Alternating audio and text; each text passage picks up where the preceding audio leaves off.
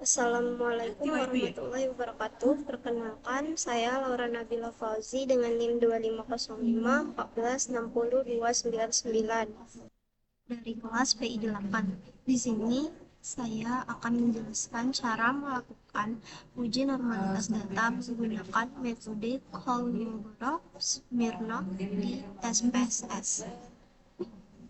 Sebelum itu, tujuan analisis ini adalah untuk mengetahui apakah data numerik dan penelitian berdistribusi normal atau tidak. Uji ini penting sebagai syarat sebelum melakukan uji statistik parametrik seperti independent sample t-test, korelasi, dan ANOVA. Pertama,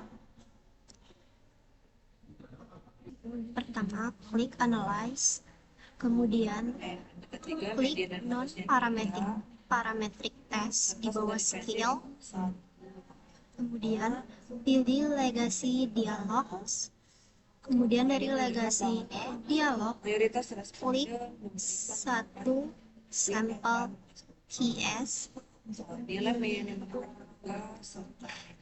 kemudian dari sini kita akan memasukkan usia ke tes variabel list, kemudian KL1 sampai CR4 ke tes variabel list. Kenapa jika tidak dimasukkan? Karena di sini karena jika tidak bersifat numerik.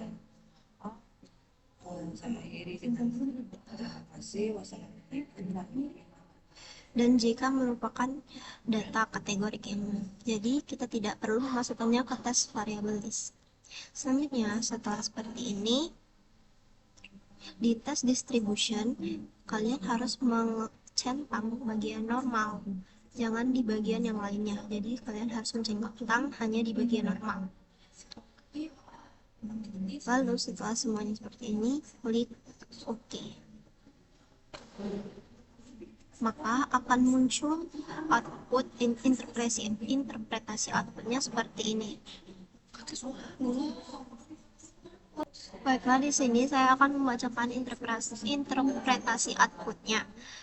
Di sini fokus utama kita adalah pada baris asymptotic to tail, karena inilah nilai yang akan menentukan apakah itu normal ataupun tidaknya data. Terlihat pada hasil di sini, pada kolom usia tertulis asymptotic-nya adalah 0, dan pada KL1 sampai KL5 juga 0, kemudian KM1 sampai KM5 juga 0 asymptotic-nya, kemudian SR1 sampai SR5 juga 0, kemudian KP1 sampai KP5 juga 0. Terakhir di CR1 sampai CR4 juga kita bisa lihat di sini asymptotic-nya berada di angka 0.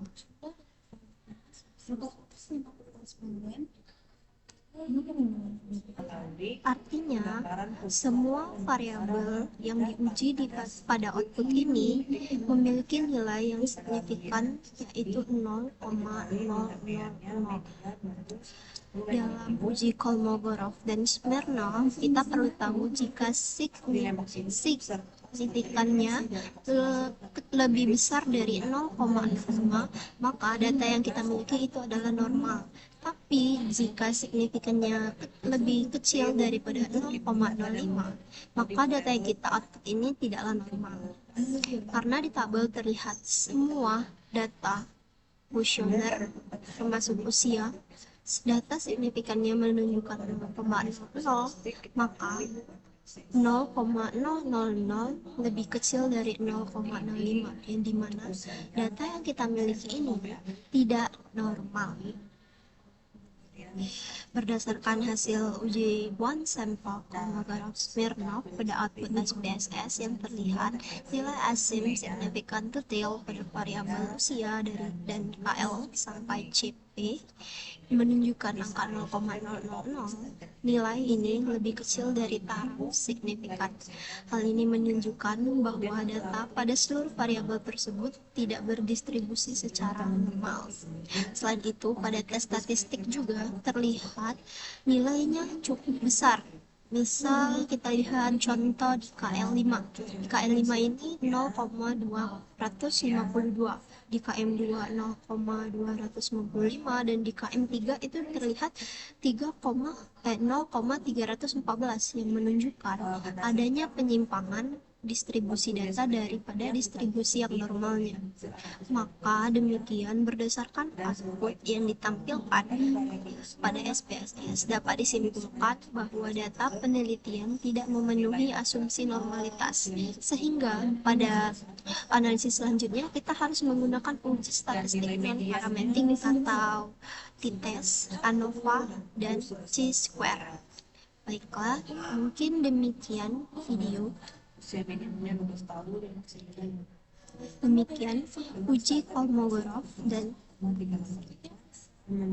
Kolmogorov-Smirnov ini membantu memastikan apakah data ini memenuhi syarat untuk dilakukan analisis statistik parametrik pada tahap selanjutnya.